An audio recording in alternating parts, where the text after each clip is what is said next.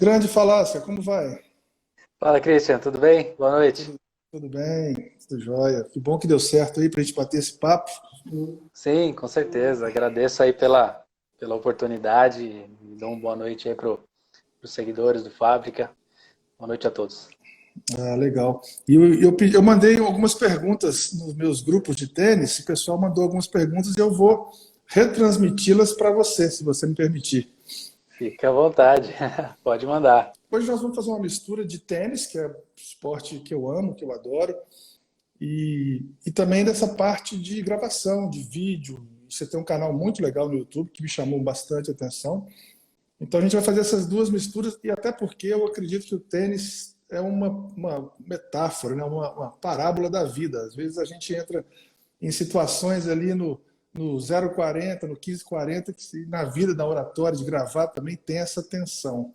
Como é que é a sua história no tênis? Para quem não te conhece, começar a entender como é que é a sua história no tênis, no esporte. Bom, legal a pergunta, porque acredito que pouca gente do canal que segue, nunca contei isso, né, publicamente, é só o pessoal que é mais próximo mesmo.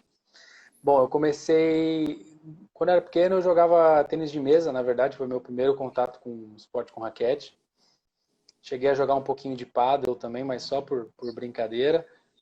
E eu fui começar a jogar tênis com 14 anos. E olha só, a história foi o seguinte: eu tinha uma raquete simples de tênis de mesa e eu cheguei a jogar alguns campeonatos e o pessoal tinha umas raquetes todas elaboradas, com um material diferente. E eu falei, eu vou jogar um esporte em que o material não seja tão importante assim para você jogar bem. Entendi. E o tênis veio, eu comecei com 14 anos, treinei, joguei torneios pela Federação Paulista de Tênis e principalmente pela Liga ABC de Tênis. Eu sou ali do ABC de São Paulo, de Santo André, e foi criada uma Liga ABC lá de tênis. Foi muito bom, desenvolveu bem o esporte. Eu acabei jogando torneios até chegar à primeira classe da Liga ABC de tênis. E com 19 anos, depois de formado também em educação física, eu comecei a dar aulas de tênis. Aí atendi de tudo, né? Atendi desde crianças, aulas sociais, treinamento competitivo também. Então essa foi a história e depois foi entrando na parte de capacitação profissional de professor mesmo. E você se irrita quando a gente fala, ou se irritava quando falava que você jogava ping-pong, igual o Kaique falou aí? Porque, Não, que isso. Não, não. O tênis de mesa foi muito bom, me deu uma boa base de raquete. Apesar que eu acho que o tênis é o. Pode parecer que eu estou puxando sardinha, né? Mas eu acredito que o tênis seja o esporte mais completo com raquetes que existe. Um tenista, ele consegue ir para qualquer esporte com raquete e ter algum tipo de facilidade ao começar. não, eu digo por isso, uma vez eu sou do vôlei, eu sou oriundo do vôlei, joguei vôlei até um ano, assim, profissionalmente. E depois que eu me aposentei, entre aspas, eu fui jogar os abertos em São Paulo, em Araçatuba, Votuporanga, Mogi, e a gente encontrava a galera do tênis de mesa e a gente brincava que eles não jogavam tênis de mesa, jogavam ping-pong. E elas ficavam bravas com a gente. Não, não é ping-pong. Ping-pong é o que vocês jogam. A gente joga tênis de mesa. Então era uma Olha brincadeira só. que a gente fazia com elas, entendeu? Não, ping-pong é o que Você, vocês jogam. se, você como do vôlei, né? Normalmente, pessoa que vem do vôlei, você deve ter uma facilidade em sacar, provavelmente, né? Que é um movimento bem parecido. Deve ser natural para Verdade. você. Você deve sacar Quando, bem. quando eu fiz a minha primeira aula de saque, o meu professor na época falou assim: Você veio do vôlei, não veio? Eu falei: Vim. Eu falei: Pois é, porque normalmente eu demoro umas 3, 4 aulas para fazer o que você fez aí. E no vôlei, se todo mundo viesse do vôlei, eu estaria sem salário. Porque parece muito mesmo, porque são as duas mãos, né? Às vezes você joga com uma, encaixa. O viagem Sim, é muito encaixadinho, né? Você tem que fazer o top spin para ela passar pela rede. Então, parece muito o sim. saque realmente. Então, é o meu melhor golpe, é o saque. Sim, com certeza. O pessoal do vôlei sempre saca bem. E me diga uma coisa: como que foi? Aí eu vou fazer o ping-pong agora, do tênis para o vídeo. Como que Certo. foi? A oficina de autores falou que o vôlei ajudou bastante no saque mesmo. Como que foi o clique para poder gravar vídeos para o tênis? Caramba, vou gravar um vídeo. Como é que foi esse insight? Olha, Cris, eu sempre tive essa vontade de gravar e de ensinar para mais pessoas, né? Não sei se é algum tino de professor, enfim, mas eu nunca acabei assim, eu não levava para frente a ideia porque, sei lá, eu tinha um quê de perfeccionismo, de querer estudar e ver, e eu também não tinha muita intimidade com edições de vídeo, plataformas online, mas a vontade sempre teve, sempre tive de poder passar mais informação e a melhor informação que eu poderia passar para as pessoas. O que deu mesmo a oportunidade, vamos dizer assim, que juntou com a vontade, com o sonho ali, foi, por incrível que pareça, a pandemia. O começo da pandemia forçou a gente a se reclusar, forçou a gente a entrar em quarentena e ninguém podia sair de casa. E isso já veio na minha cabeça. Falar, bom, eu preciso continuar ensinando as pessoas, eu preciso continuar passando essa informação. O que eu posso fazer? Então, vamos fazer online, né? Ah, legal. Aí, pode falar. Então, a minha outra pergunta tem a ver com o que você mencionou. Pelo que eu entendi, você adiou, procrastinou um pouco pelo perfeccionismo. E eu dou aulas e cursos de mentoria de oratória, 90% dos meus alunos chegam com esse traço de perfeccionista. Aí a pergunta para você é, o quanto que você adiou por causa disso? Sei lá, esperando o celular da última moda, a luz correta, o microfone correto, o ângulo X, o sol, e quanto que você hoje, com seus vídeos gravados, consegue mensurar que, caramba, poderia ter começado antes. Quanto que esse perfeccionismo mais atrapalha do que ajuda. Confesso que atrapalha, Cris. Confesso, porque já tem aquela frase, né? Antes feito do que perfeito. Né? Então, atrapalhou um pouco no sentido de que a gente tem que entender que tudo é um aprendizado, né? E a gente tem que estar disposto a aprender, porque você vai acertar, você vai errar, você vai aprender, e você tem que curtir o processo, né? E Sim. esse perfeccionismo exagerado faz a pessoa, às vezes, exigir demais de si, exigir o momento perfeito, e isso não vai acontecer, né? Você vai criar, você vai desenvolver. A partir do momento que eu falei, não, faz com o celular que tiver, faz com a luz que tiver. Se sair bom, ótimo. Se sair mais ou menos, a gente aprende e melhora. Aí, o importante, eu acho que é tentar dar o melhor de si a todo instante. A partir do momento que eu conseguia fazer um pouco melhor, gravar de um ângulo diferente, gravar numa qualidade melhor, comprar um microfone para o som sair melhor, tudo isso você vai aprender e vai se desenvolvendo. E eu acho que as pessoas não têm que esperar o momento perfeito, não. Tem que pegar e fazer mesmo. Hoje eu tive um jogo de tênis no torneio que a gente tem aqui, perdi e eu estava conversando com outro professor que está até aqui, que é o Carlos, o quanto que a derrota ensina, né? Eu detesto perder, mas o quanto que a derrota, às vezes quando você ganha um jogo mal jogado, você não vai para casa pensando, refletindo, mas quando você perde, você pensa, caramba, eu poderia ter devolvido um pouco mais firme, poderia ter. E a gravação é a mesma coisa. Se não começar, você não vai saber quais são os seus pontos fracos, seus pontos fortes, seu melhor ângulo, seu jeito de fechar não está muito legal. Então você matou, assim, você deu aula aí em relação a isso. Show de bola. Eu não, eu ficava muito nervoso. É que as pessoas acabam vendo o nosso produto final, a edição final, de um jeito, mas ninguém Ninguém viu vê o os tanto que bastidores, você.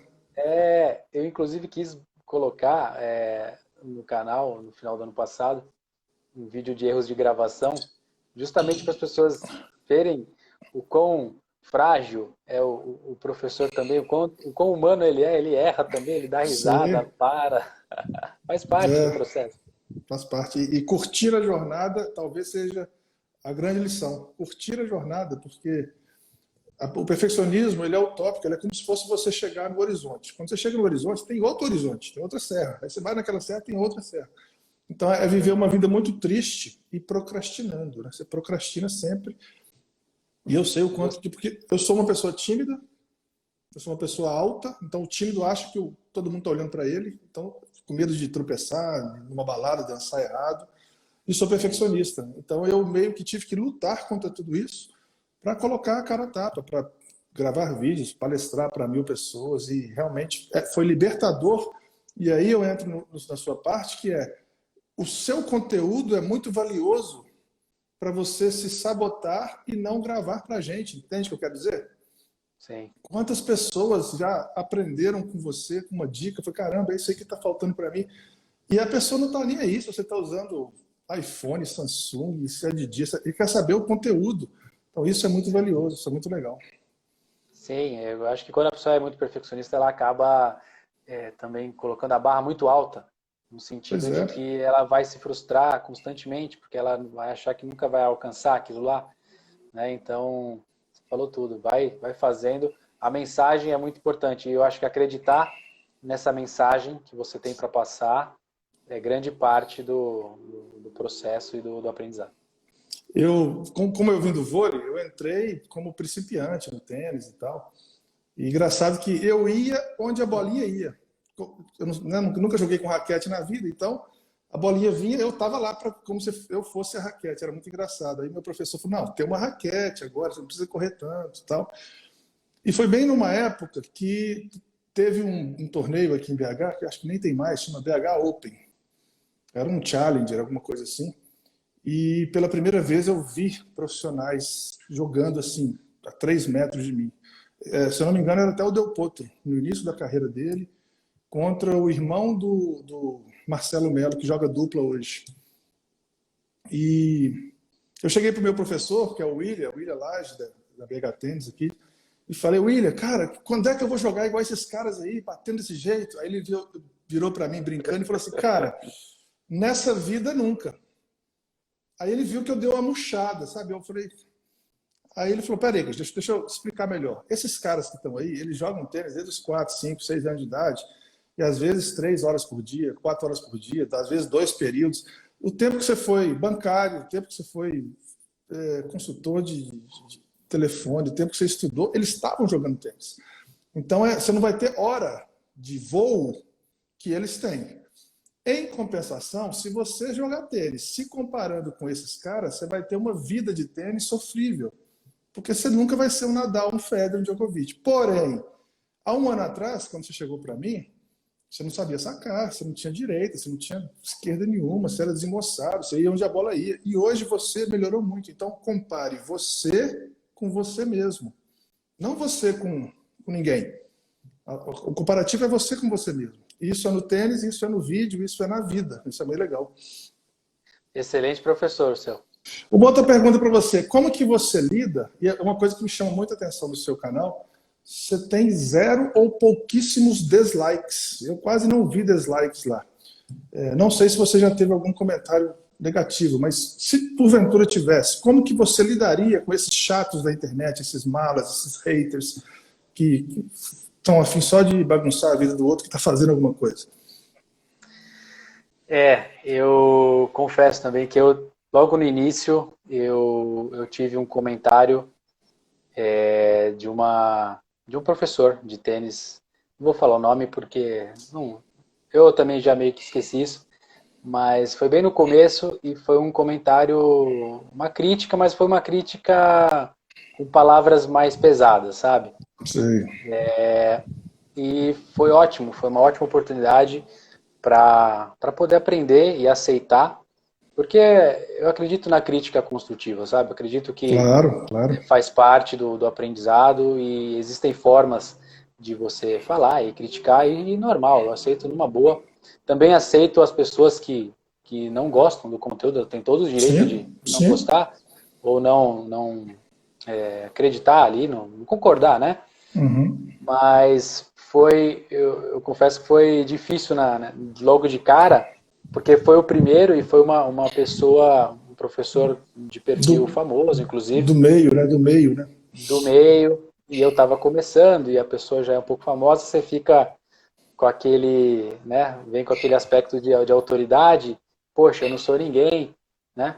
Mas, de novo, olhando para o que eu tinha feito, ou para o vídeo, ou para a dica que eu tinha falado na época, foi com uma intenção boa foi baseado em experiências que eu tive em cursos, experiências que eu tive em quadra com alunos.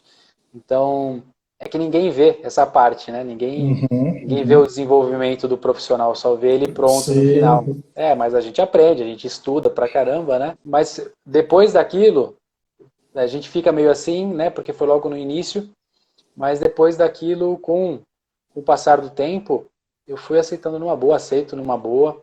E realmente tem poucos, né? Eu não muito fico poucos. contando muito essas métricas também, para ser sincero, sabe, Cris? Mas eu sou super aberto a sugestões, a críticas, a ideias. Eu sempre peço, né, no final dos vídeos, deixe aí no comentário, pode criticar, sugerir, que eu estou sempre aberto. Eu acho que faz parte do aprendizado e da sua relação com o seu público, né?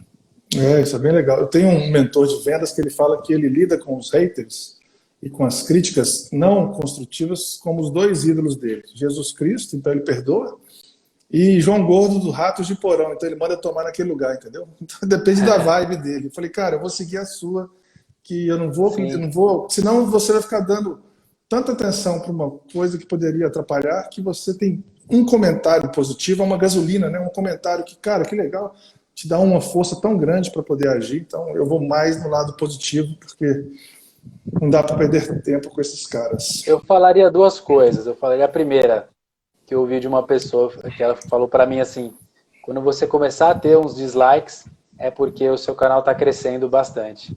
Tá no caminho certo, E, né? e concordo com você, pode falar, não tem problema. A É, gente, vida que segue. exatamente. Tênis é muito difícil de gravar. Tem muitos detalhes. Um dia eu falei para a menina que trabalha aqui em casa, e eu falei com ela assim, a raquete, né, o cabo da raquete tem 8 lados. Ela falou, 8? Eu achei que era um cabo de vassoura que você pegava. Eu falei, não, tem 8 lados, você tem que escolher. Aí eu mostrei para ela a pega assim do Nadal, toda torta assim e tal. Como é que você lida com essas minúcias, com esses detalhes técnicos mais aprofundados em vídeo? Como é que você quebra a cabeça para poder traduzir isso de maneira didática? Então, é uma parte que eu gosto muito, na verdade, é a da criação, né? Da criação de um roteiro, da criação da ideia. E, de novo, as pessoas só veem o vídeo final, mas antes de todo o vídeo eu faço um roteiro, eu fico imaginando na minha cabeça qual a melhor forma de eu explicar aquilo para a pessoa e algumas diretrizes, assim, uma forma simples, né, uma forma objetiva, sem muito rodeio. Claro que às vezes você tem que explicar algumas coisas, né, não tem como, mas simples, objetiva e ilustrada. Eu tento ilustrar como é vídeo, ilustrar da melhor forma possível, dentro, claro, das minhas condições. Às vezes a gente pensa umas coisas malucas, assim, sabe? Eu vou pegar um drone, eu vou colocar em cima da quadra para mostrar de um outro ângulo, mas essa é a ideia. Eu acho que a intenção de ilustrar bem e de saber quais são seus limites ali, né? Mas tentar fazer da melhor forma, porque realmente, dependendo do vídeo, precisa, né, ser uma coisa bem explicadinha. Que é muito técnico mesmo. Isso que eu ia te perguntar, você tem equipe, você tem editor, roteirista, ou você é a sua equipe principal? Como é que funciona isso? Bom, eu nunca tive a oportunidade de agradecer também as pessoas publicamente assim, não sei se elas estão assistindo, mas enfim, agradeço, claro, a Deus e a família que estão sempre junto, apoiando, né, o projeto, desde quando tinha 0 inscritos. E o pessoal da academia lá de Santo André, Tênis Companhia também, o Edson, o Claudinho, o pessoal. E o pessoal do vídeo que me ajudou muito, Bruno, André, Fábio, se estiverem assistindo, agradeço muito, sou muito grato. Hoje, Cris, eu filmo, minha esposa me ajuda a Uhum. filmar, às vezes a jogar uma bolinha, e a gente filma na quadra e eu mesmo crio os roteiros, eu mesmo edito, eu mesmo publico. Ah, legal. Eu, eu E, aprendi, né? Eu não sabia. Na quarentena eu aproveitei o tempo que eu tinha disponível em casa. Falei, vou aprender a mexer uma edição, né? Mais simples, mas eu vou sim. aprender. E acabei aprendendo e ajudou. Isso dá uma liberdade criativa muito maior, né? Porque quando você tem que terceirizar isso para alguém, você tem que combinar com o cara, com a câmera, com o editor, e você com você mesmo vai casando tudo ali, então o roteiro fica bem amarradinho, que é essa percepção que me dá os seus vídeos, é muito amarrado uma coisa na outra. Então tá aí a Sim, explicação. eu tento deixar uma coisa que puxa a outra justamente para poder ter um entendimento inteiro ali da técnica do golpe. Uma pergunta que me fizeram nos grupos que eu participo, existe alguma idade? Não estou falando de profissional, tá? Estou falando de amador. Existe alguma idade para começar a jogar tênis? Como é que funciona isso? Você diz adulto, assim, né? Ou Adulto, idade é. adulto. Não, para mim idade é só um número. Eu acho que o grande trunfo do bom professor de tênis é a adaptação. É saber se adaptar aos níveis, aos objetivos de cada aluno, à idade de cada aluno, né? Então, você adaptando, é óbvio que uma pessoa com mais idade, sei lá, nunca jogou, quer começar a jogar com 60, 70 anos de idade, por exemplo. É possível? Claro que é possível. Vai ser, né? Vão se exigir algumas adaptações? Claro, né? Você não vai ter uma resposta muscular do corpo tão rápida quanto uma pessoa mais jovem, mas não tem idade, Cris. Inclusive, eu acho, já falei, né? Mas o tênis para mim é um esporte muito completo, fisicamente, mentalmente falando. Trabalha a coordenação, trabalha os dois braços, trabalha a cabeça. Normalmente a gente joga de forma individual, então é um exercício constante de individualmente falando, né? É um esporte excelente e para mim não tem idade. A melhor coisa é o quanto antes. Quanto antes você começar, melhor. Boa, boa resposta. É uma pergunta que me fizeram, é um tenista de 44 anos, mineiro, um pouco alto, perguntou se tem jeito de sair de uma quinta classe, quarta classe e subir para a terceira classe ainda nessa vida. Tem, claro. Com certeza. A questão é aquilo. Eu acho que é importante o tenista saber das condições dele para não se exigir demais. Então eu Uhum, prefiro ir uhum. levando passo a passo. Então ele é quinta classe, é isso? Eu. Ah, você. É você, pô. Quinta classe, pensa na quarta, né? Depois passou, melhorou, aprendeu coisas novas, técnicas, estratégias, passa para uma quarta, para uma terceira, e por aí vai. O importante, na verdade, Cris, eu acho que é você se divertir, você fazer um exercício físico, estar ali em contato com pessoas, se desafiar, porque aprender uma Sim. coisa nova é desafiador, é estimulante, né? Acho que esses são os ingredientes principais. Ó, uma coisa que eu sempre faço aqui com os meus Hum, convidados tenísticos, eu monto um hum. desafio para a gente montar um bonecão, um robô perfeito do tênis. Então eu vou começar a te perguntar, se fosse possível montar esse robô, quem seria o tenista, né? Ele teria o forehand de quem? Bela pergunta, hein? Também chamado de Frankenstein do tênis, né? Frankenstein Cada do parte. tênis. Começando por qual golpe, Cris? Direita? Forehand, Forehand? é o direito, forehand. Olha, só pode falar um? Só pode Só, falar né? um. Eu gosto do Del Potro e Gonzalez. Eles têm um forehand muito potente. Mas eu acho que eu vou pro Federer, viu? Pela habilidade em usar ele de diferentes formas. Mas menções honrosas para Del Potro e Gonzalez, com certeza. Ah, legal. Depois eu vou te fazer uma perguntinha sobre esse forehand do Federer, que muito me interessa. Que ele é Certo. mais chapadinho, né? Mais Easter, né? Mais na cara da Sim, bolinha ali. sim. Já que falamos do forehand, vamos do backhand, então. Quem seria o backhand ideal desse Frankenstein? Backhand. Eu diria que o Djokovic. Djokovic Ele está muito tá. sólido, né? Ele é sólido por inteiro, né? Vamos dizer assim. Mas eu tenho a impressão que ele faz o que quer com o backhand, devolve muito bem a bola, muda a direção da bola com uma facilidade impressionante. Quem vê de fora acha que é uma coisa simples mudar a direção da bola, e não é. E ele muda rapidamente e a todo instante realmente de se admirar. Então, backhand Djokovic. Não estava no script, mas qual a esquerda de uma mão de todos os tempos? Esquerda de uma mão, Cris. A gente pode, assim, é porque quando a gente fala de esquerda de uma mão, tem gente que inclui o slice, tem gente que pensa só no backhand topspin, né? Mas eu diria o Wawrinka tem uma esquerda muito boa de uma mão. Eu gosto muito da esquerda do Gasquet também, apesar que o resto do jogo dele comparado com a esquerda é um pouco diferente, mas É, tem um movimento muito solto, muito rápido. O Guga na época dele fez horrores com aquela esquerda na e paralela, né? Ele mudava a na direção com aquela paralela esquerda de paralela, é verdade. são excelentes backhands de uma mão, com certeza. Boa. Agora vamos, já que definimos então forehand e backhand, vamos para o saque. Saque, eu vou com John Isner. Aquele Esse aí está saque quase sendo impossível de pegar. unanimidade, né? O Isner é fura quadra mesmo. Nossa O senhora. voleio, Vôlei eu vou de Federer. devolução. Devolução, Djokovic também. Você acha que ganha Impressionante o que ele do, faz. ganha do Agassi? O Agassi também era bom, hein?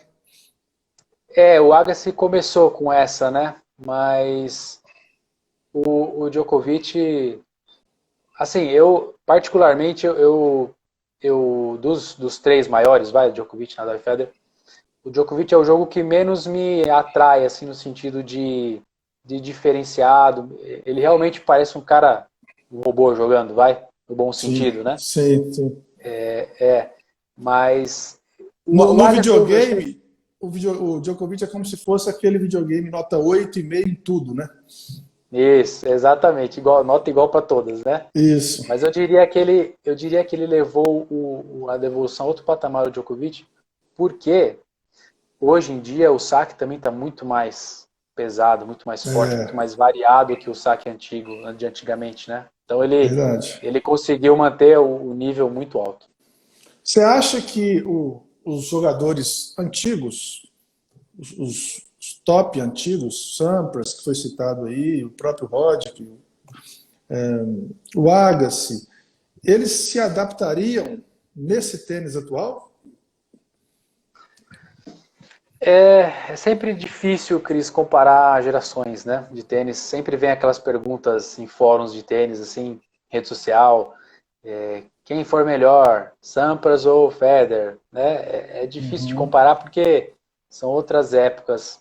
Eu acredito que eles foram se adaptando conforme o jogo ia evoluindo. Então, por exemplo, uma das grandes razões, ao meu ver, do Agassi ter uma boa devolução foi ter enfrentado a vida toda um cara que tinha um saque excepcional, que era o Sampras. Né? verdade. Então, né, eles eram meio que arquirrivais ali na época. O Sampras, por um bom tempo, foi o melhor sacador do circuito. Primeiro e segundo saques quase idênticos, né? O segundo era Uhum. tão forte quanto o primeiro. E isso talvez tenha forçado o Agassi a se adaptar e a evoluir para poder encarar o arquirrival dele. Né? Então acho que os tenistas vão se adaptando conforme o jogo vai se modernizando. Legal. No livro do Open, o Agassi mostra até um temor do Boris Becker, né? Ele cita o Becker como vou jogar com esse cara amanhã. E engraçado a gente ver um ídolo tendo os medos que a gente tem. Sim, É muito engraçado como o Agassi tem medo do Becker. O Agassi tem uma hora que ele cita assim que o quadradinho da área de saque para ele ficou do tamanho de uma caixa de fósforo, de tanto que ele estava nervoso. Eu falei, gente, isso acontece com ele também, já aconteceu comigo. Então é muito legal ver que essa variação acontece com os top 1 lá, os ETs, os caras. sim, sim. O que eu poderia dizer do circuito hoje é que o tênis hoje não comporta jogadores mais lentos ou uma troca de bola mais lenta, né? Antigamente eu acho que foi ali na época do Guga que começou um tênis mais força, sabe? Existiam saibreiros lá que jogavam saibro, trocava 1.000 bolas ali por ponto. Eu acho que hoje não tem mais espaço para esse tipo de tenista, um tenista que ou troque muitas bolas com menos potência ou que não tenha uma movimentação tão explosiva para cobrir a quadra rapidamente, porque o jogo está muito veloz e se o tenista não tiver um físico bom e boa potência nos golpes, ele vai ficar para trás. Eu vi um comentário do Fernando Meligeni, do Fininho, falando assim, gente, se pegar as pernas de um profissional e colocar em vocês jogam muito tênis. Porque as pernas desses caras são algo assim, absurdo. Os caras chegam, se colocam na posição de montar na bola e bater na bola. Então, realmente, um dos segredos que você cita muito nos seus vídeos lá está nessa parte de perna, né? De preparação, de approach, de passos curtos, enfim, dessa adaptação ao golpe, né? Onde começa tudo, né? Eu faço essa crítica para o pessoal, para muitos alunos também, que focam muito na técnica do movimento e acha que sempre o problema é a técnica, mas ele leu a bola errado, ele se movimentou de uma forma que faltou um passo, ou atropelou a bola, ou não chegou a tempo. Isso começou a causar uma série de erros que culminaram numa bola na rede, uma bola fora. Sim, sim. Não uma técnica, meu forehand não está muito bom, por isso que eu errei. Abrir um pouco a cabeça para esse tipo de análise. Chegamos no final do nosso Frankenstein aqui, que é o mental, o jogo mental do tênis. Quem seria o cérebro desse boneco aí? Mental. Eu tô entre o Djokovic e o Nadal, viu? Porque os dois são mentes muito fortes, muito. Eu acho que eu vou pro Nadal. Eu já falei algumas do Djokovic, né? Vamos dar uma pro Nadal. Porque é impressionante vários aspectos mentais, né, que a gente pode citar do Nadal. Mas impressionante a vontade de vencer, né, a garra, a vontade de vencer a todo instante até o final do jogo. A vontade de se adaptar, porque quem acompanha o Nadal desde o começo sabe que ele evoluiu muito o jogo dele, né? De um jogador só de saibro, muito bom, saibro, ele conseguiu adaptar o jogo dele e jogar bem também nas quadras mais rápidas. Isso exige até ganhar o Wimbledon, esforço, né? Ele conseguiu ganhar o Wimbledon, né? até ganhar o Wimbledon. E parece que não, mas isso exige muito esforço do tenista, porque ele pode ficar confortável na situação dele e falar assim, eu sou o melhor cara do saibro, né? E vou ganhar Roland Garros para sempre desse jeito. Mas ele teve a disciplina e o entendimento do jogo, inclusive para se prevenir de lesões também, né? Porque não? Afinal, a carreira vai passando e o corpo vai ficando mais judiado. Essa garra, essa determinação em se adaptar, em evoluir o seu próprio jogo, isso também chama muita atenção. Eu já vi o Nadal sair de cada buraco que eu falei, não é possível. Ele vai conseguir sair. O Federer que o diga, né? Eu já vi o Federer com o Nadal pensando assim no chuveiro, no jantar, na viagem, o Nadal vai lá e pega o troféu dele. Realmente acontece isso. Eles acreditam na vitória, né? Uma vez eu ouvi uma entrevista do Murray, se eu não me engano, e ele tinha virado um jogo, agora não me lembro exatamente qual foi, e um jornalista perguntou para ele qual que é o segredo, como que você conseguiu sair desse buraco, né? Fez essa virada. E ele respondeu de uma forma bem simples, ele falou assim, eu nunca deixei de acreditar que eu ia ganhar aquela partida. Então, Entendi. você vê, na cabeça do tenista, ele ia ganhar, ele ia arranjar alguma forma de ganhar. E isso conspira com certeza a nosso favor. Na sua opinião, como professor, qual é o grande golpe ou os dois golpes mais difíceis que os alunos mais reclamam, assim, que têm dificuldade de sentir a bola? Mais difícil, Cris? Eu diria que o saque. O saque é um golpe. Não vou falar que é difícil, porque pode passar a ideia que você nunca vai aprender, né? Eu diria que é bem complexo, porque o saque exige muitas coisas ao mesmo tempo. Exige muitas habilidades ao mesmo tempo. O tênis já é um esporte mais técnico no sentido de que você não está em contato com a bola, igual os outros esportes, em sua maioria. Existe um instrumento ali que é a raquete. Então, você não tem tão facilmente esse feeling que a gente fala. E o saque exige coordenação dos dois braços, exige movimentos de lançamento e de bater na bola. Qualquer desvio da bola prejudica, né, no tosse, prejudica quase todo o saque. Existe uma área restrita para se sacar, bem Verdade. menor do que a quadra. Eu diria que o saque é o movimento mais complexo para se aprender. É o que demoraria um pouco mais para se desenvolver, para chegar num nível bom. Por isso que é importante trabalhar ele bem desde cedo, bastante a base dele, os movimentos dos braços, para conseguir sacar bem no meio do caminho. O saque eu não sei se você toca violão, mas é a pestana do violão. Eu toco, é a pestana mesmo. É a Boa, pestana do boa violão. analogia. Quando você pega a pestaninha ali, você abre o braço inteiro. Opa, agora eu tô bonito, né? Agora, antes daquilo não sai som, fica mascado, fica caramba aqui. Você abre a cifra e pula as pestanas. Fala, ih, tem pestana, não vou nem tocar. Exatamente.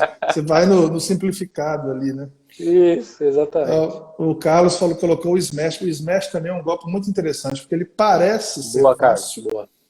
Parece fácil. Jogou o cara para um lado, jogou o cara para o outro, o cara mandou aquele balãozão, meio-dia, sol na cara, você vai e erra. Aquilo ali te joga para um buraco tão grande e não é um golpe fácil, né? Parece ser fácil, mas não é fácil.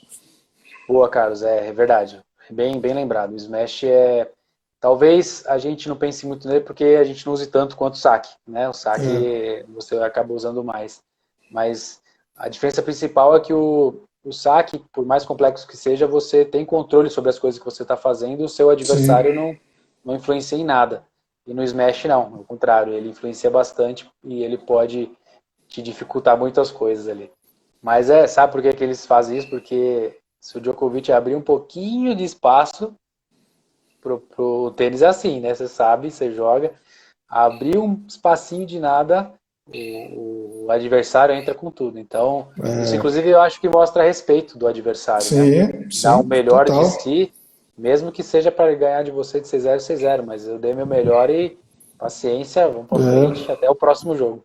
Eu vi o Rogerinho Dutra falando que quando ele jogou com o Nadal, que ele ganhou um ponto lá longo e vibrou. Aí no ponto seguinte o Nadal vibrou na cara dele. Então ele se sentiu respeitado. Caramba, o Sim, cara tá na minha frente, mas ele tá jogando assim tudo. Então ele quer realmente dar o melhor ali, até respeito pelo adversário pelo adversário. teoricamente mais fraco, né? Teoricamente mais fraco. Sim, sim, com certeza. Se abrir uma brecha, eles sabem que o jogo complica, entendeu? Então, para que complicar? Vamos jogar tudo que dá e se der, ganha logo em 2 sets. Por isso que você falou um negócio legal, que os tenistas têm rituais, né? Vários rituais, né? Funciona muito para isso, né? Fala para a gente sobre para que tem que ter esse ritual antes de cada saque, antes de cada ponto. Eu acho que é uma forma de concentração, né, Cris? Eu acho que, claro que o Nadal, se você for ver, ele tem um ritual demais, né? Exagerado ali, É, mas eu acredito que são coisas intuitivas do tenista. É um momento, o saque, como é um golpe complexo, como é um golpe que é o golpe que vai começar o ponto. Hoje em dia o tênis está tão apertado, a coisa que muito do ponto vai depender do saque da segunda, terceira bola, entendeu? Então é um momento muito importante. Ter o saque quebrado é uma coisa muito ruim, né? Pode fazer a diferença logo de cara. Então acredito que esses rituais são importantes para a concentração, que é tão importante para um tenista, especialmente nesse nível profissional. imagina, você está numa quadra. Imagina você numa quadra central, Arthur Ashe, lá em West Open, com aquele multidão de gente olhando você, luz, um carro maravilhoso ali, holofotes, barulho, avião. Se você não fizer um play na sua cabeça sozinho ali, né, você vai para o espaço. Sim, Então, não acho que a grande diferença, Cris, né, nesses tenistas é que eles conseguem manter um nível de concentração tão grande que eles esquecem todo o resto, né? É um nível que não dá para ficar no jogo inteiro, óbvio, porque é um nível, um pico de concentração. Eu não sei se você já sentiu isso como tenista, eu já senti em alguns jogos, mas não foi por muito tempo, né? Mas é um momento realmente que foi até legal passar por isso, porque você consegue explicar para os alunos e para as pessoas. É um momento de concentração tão grande que realmente parece que tudo apagou. Não tem mais plateia, não tem ninguém olhando, é só foco na bolinha, no seu adversário, no próximo ponto, na próxima batida. E é uma sensação muito, muito legal de autocontrole, assim, excepcional. Isso é o chamado flow, né? É o túnel Flow, da onda. É exatamente. quando vou pegar o carro e vou até aí, Santo André. Aí eu não lembro da minha viagem toda. Né? Tem um momento que eu esqueço que eu estou dirigindo. Então no tênis acontece isso. Você está no flow, você está jogando ponto a ponto. E normalmente quando isso acontece, o seu rendimento é maior. Né?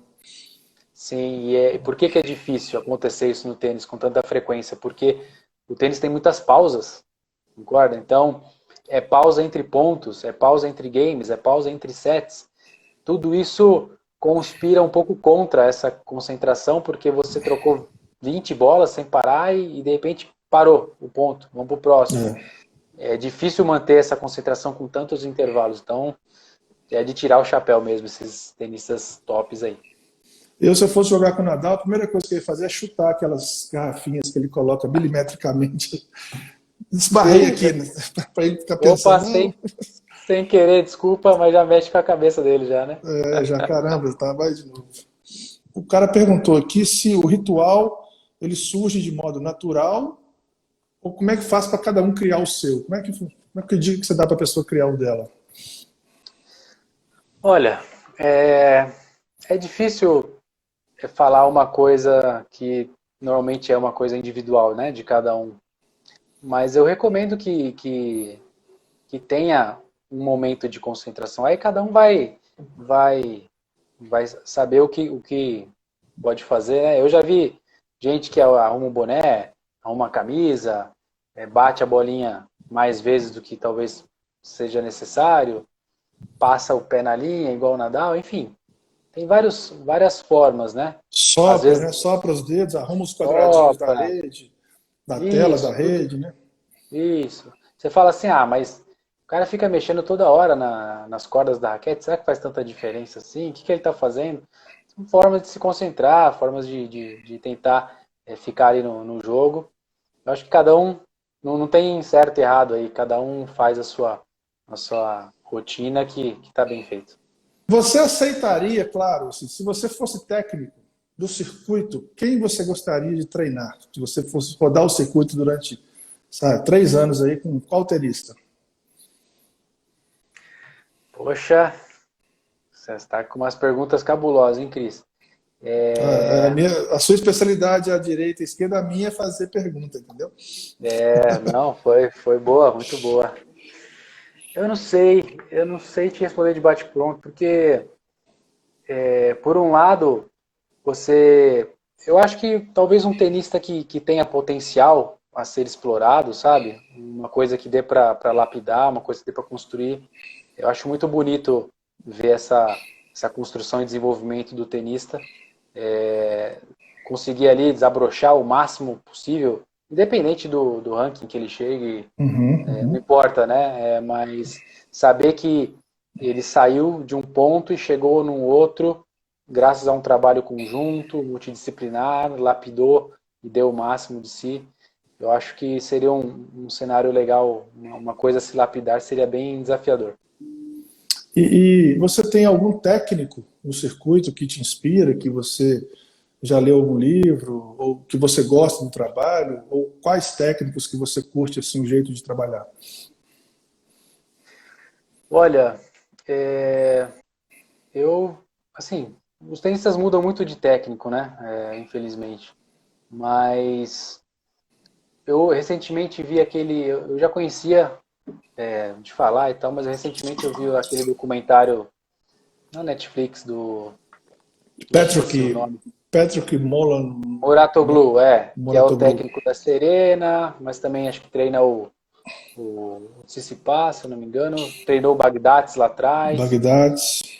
Eu gostei muito da abordagem dele. É uma abordagem além do óbvio, sabe? Então, Sim, nas coisas que ele falou durante o documentário, fizeram muito sentido para mim, que é um cara que não pensou, não pensa só ali no golpe, na tática em si, mas ele entende o tenista. Então, ele, sim. ele deu alguns exemplos, contou algumas histórias dele com a Serena lá, que foram muito interessantes e mostravam essa relação além do óbvio, a parte de entender o que se passa na cabeça do tenista e como que, às vezes, uma frase, uma fala que você faz, alguma ação específica pode mudar completamente o estado mental do seu atleta. Aquela hora que ele enfrentou a Serena foi muito legal, né? Sim, Que mostra, saiu, mostra, mostra respeito, foi, né?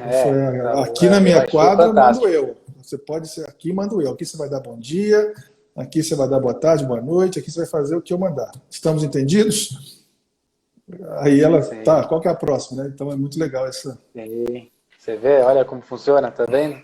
Eu gostei muito da abordagem dele. Para mim poderia ser um estilo desse parecido aí. E se você pudesse, tivesse aí a caneta para mudar uma regra de tênis, qual seria que você mudaria? Boa pergunta, Cris.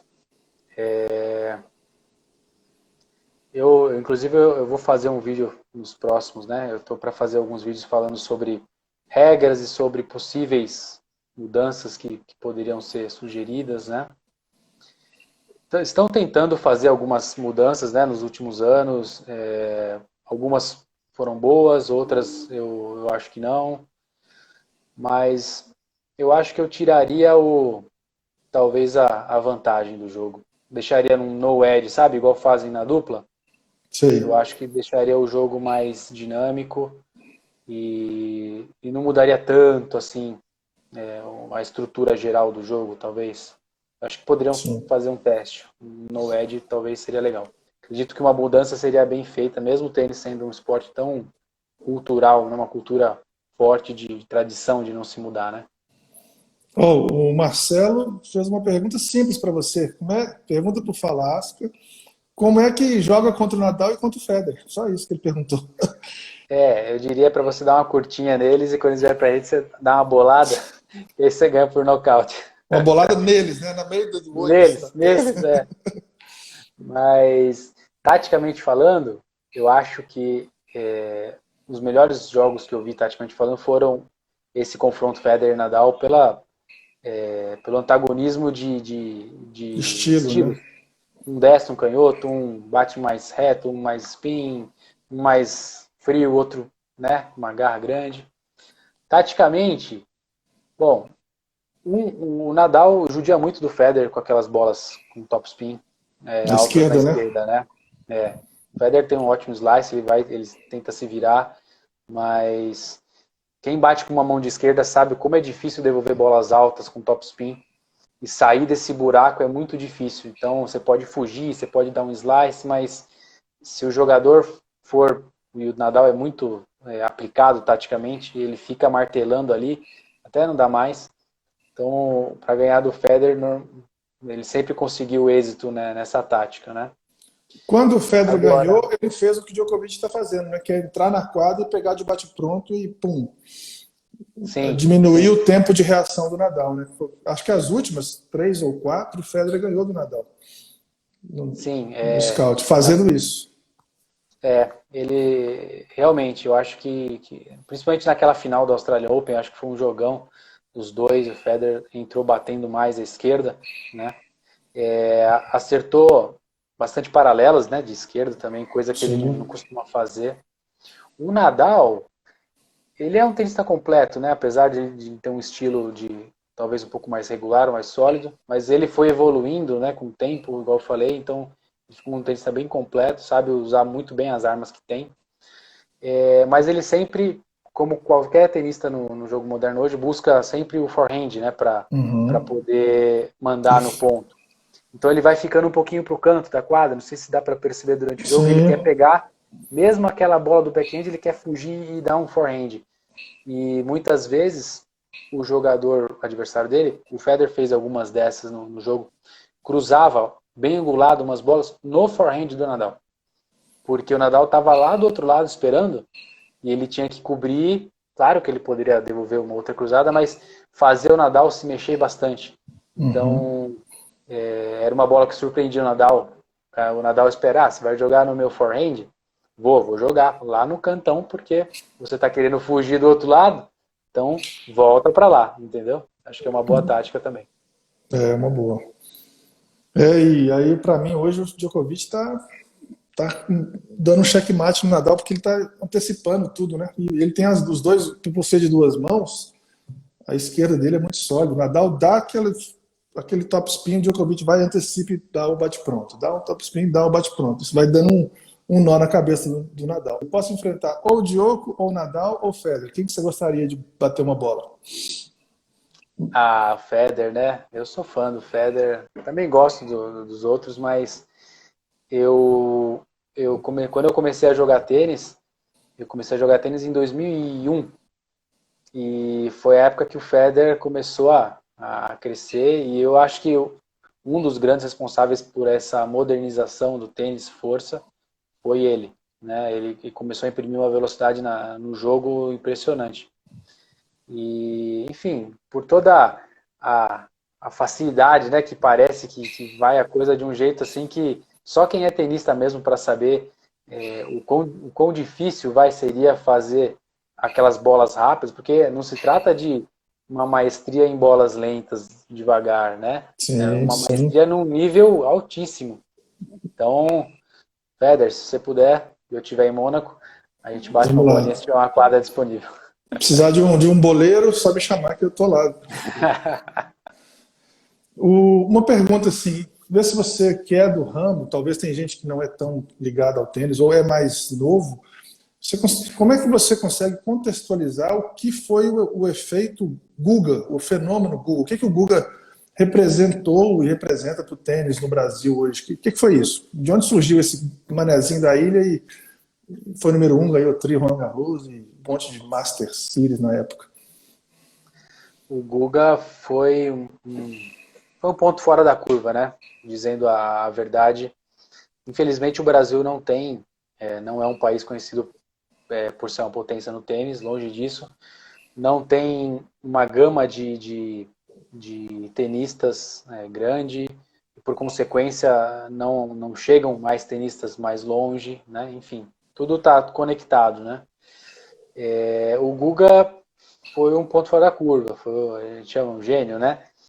Ele tinha um excelente técnico também, mas eu acho que foi uma mistura, uma cabeça muito boa, um mental muito bom, né? Como jogador, e um estilo de jogo que também foi, para mim, um dos responsáveis por mudar a forma como se joga tênis, principalmente no saibro. Até a época do Guga, você via muitos tenistas que ganhavam Roland Garros, por exemplo, que eram tenistas muito regulares, trocavam muita bola e tinham muito físico. Espanhóis, né, normalmente. Essa era a receita para você ganhar no saibro. A partir do Guga, que ganhou o Roland Garros ali 3 vezes, na virada ali dos anos 2000, ele batia muito forte na bola, né? A bola andava, essa que é a Dava, verdade, é. e andava. Então, no saibro, ele tinha uma certa dificuldade na rápida, por conta, acho que, da movimentação, mas no saibro, quando ele tinha mais tempo para se posicionar, né, um jogo um pouco mais lento, quando ele tinha mais tempo para se posicionar e preparar aqueles golpes pesadíssimos de fundo que ele tinha, ele fazia estrago, né? Então, foram ingredientes para fazer com que ele chegasse lá e, enfim, ganhar o que ele ganhou, né? Agora, eu acho que naquela época o tênis cresceu no Brasil, né? Todo mundo gosta de ter um ídolo, um cara Uhum. como número um do mundo. Eu acho que foi bom, claro, para o Brasil, com certeza. Talvez não tenha sido da melhor forma, né? Talvez o Brasil não aproveitou esse efeito Guga como deveria. Talvez cresceu, claro, o tênis. Hoje você vê jogadores também aí tentando, né? Chegar longe. Mas eu acho que poderia ter sido um pouco melhor aproveitado para poder massificar um pouco esse esporte. Alguém perguntou, né? Minha tela tá Falta branca, Cris, eu não estou massificação. conseguindo ver as mensagens. Por acaso É, você vê alguma pergunta, você me fala. o Carlos perguntou: falta massificação no Brasil? Falta, Carlos. Falta sim. Faltam mais tenistas. Vamos resumir em uma frase. Faltam mais tenistas. Faltam mais quadras. Faltam mais profissionais. Falta gente que possa bancar torneios, né, para poder realizar eventos. Tudo isso ajuda e conspira a favor de novos talentos, de novos juvenis que podem tentar ser novos profissionais. Porque hoje em dia o tenista brasileiro, profissional, ele tem muita dificuldade em conseguir pontos no país, porque não tem torneios profissionais no Brasil. O cara tem que Então ir para a Europa, né? é comum você ver eles irem para a Europa, para a Ásia, enfim, para algum lugar dos Estados Unidos, e ficarem um mês seguido e jogar 4 torneios seguidos, justamente para tentar pontuar, para tentar subir o ranking, para entrar numa faixa de torneios melhor. Eu acho que isso tudo ajudaria a gente a ter, não sei se novos Gugas seria a melhor forma, mas com certeza mais chance de ter mais Mais tenistas top profissionais. 100, né? A gente precisaria ter mais top 100, né, Falasca? Ter, sei lá, 3, 4, 5, 6 top 100 aí. Sim, é uma consequência, Cris. Eu acho que é uma consequência. Veio da base, conseguiu criar uma massificação do esporte, mais praticantes, mais quadras, mais torneios, tudo isso vai fatalmente gerar mais tenistas profissionais no topo. É verdade. Ô, Falasca, cara, você obrigado demais. Ó, o Branquinho falou que só joga tênis por causa do Guga. Ele está aqui em 1985, então deve ser bem na época mesmo, né? Ver o Guga ali Sim, no êxito. E, cara, quero te agradecer demais por esse tempo seu aí. Voou, passou. Nós entramos naquele flow que você mencionou, sim, sim, verdade. passamos de 1 hora aqui. A gente tinha combinado na semana, vamos ter um bate-papo rápido ali de 30 minutinhos, 40 minutinhos, e a hora voou, a gente nem viu. E para terminar, eu peço todo mundo para seguir você lá no YouTube. O canal lá é Falasca Tênis. Falasca Tênis com um N ou dois N's? Dois N's, dois N's. Dois N's. Falasca Tênis com dois N's. Falasca Tênis. Joga Falasca Tênis lá que vocês vão achar. Para mim, eu que sou da área, é um dos canais mais didáticos de tênis do Brasil hoje. Eu tô quase empurrando a minha tela para o vizinho, porque eu fico só empurrando para aprender o forehand, sabe? Com a bolinha. Sei, Então ela sei. já tá deslocando ela 1 metro já. De todo dia eu vou lá e dou uma empurradinha naquilo ali para fazer um carinho, para poder pegar sentir a bola como você coloca lá. Então, para você ver o que Ah, você fala lá é aplicado aqui em Minas Gerais e no Brasil que inteiro bom, pela força da internet. E a que última bom. pergunta, mensagem, é o que o tênis, comparado com a vida, te ensinou? O que você absorve até hoje? O que você absorveu e absorve do tênis? Ah, Cris, é uma pergunta, a gente poderia fazer outra live só com essa pergunta. É, eu acho o tênis um esporte sensacional, porque ele, claro, tem os aspectos técnicos e psicológicos, mas o tênis ensina muito mesmo. Inclusive, eu como professor, eu conseguia ter algum grau na hora de observar os alunos, um grau de certeza em saber como que era a pessoa só de ver ela jogando tênis. Olha que coisa. E- Pelas reações da pessoa, pelo jeito com que ela aprende e reage, e você, como professor, você acaba sendo um bom observador, Uhum, você consegue fantástico. identificar o tipo da pessoa. O tênis ensina muito autocontrole, muita disciplina, superação de obstáculos, tentar sempre arranjar uma forma de vencer, de contornar a situação, e, enfim, e outras coisas. Você faz amigos, você trabalha o corpo e a mente, mas com certeza o tênis é um excelente exercício para a vida. Parece uma frasezinha meio clichê, né? Mas só quem joga entende o que a gente está falando. Cris, obrigado, cara. Obrigado pela oportunidade. Agradecer a todos que acompanharam aí a live. Obrigado pelas perguntas, pessoal. Quem ainda não for inscrito lá no canal, vai lá, Falasca Tênis no YouTube, se inscreva. Estamos chegando a quase 10 mil inscritos. Vai ser um marco muito legal para o canal. Nunca imaginei que poderia sair aí do zero e chegar nesse número. E, enfim, vão lá, no Instagram também, Falasca Tênis, eu coloco algumas coisas. E só acompanhar. Agradecer a todos os inscritos pela força, pelos feedbacks positivos.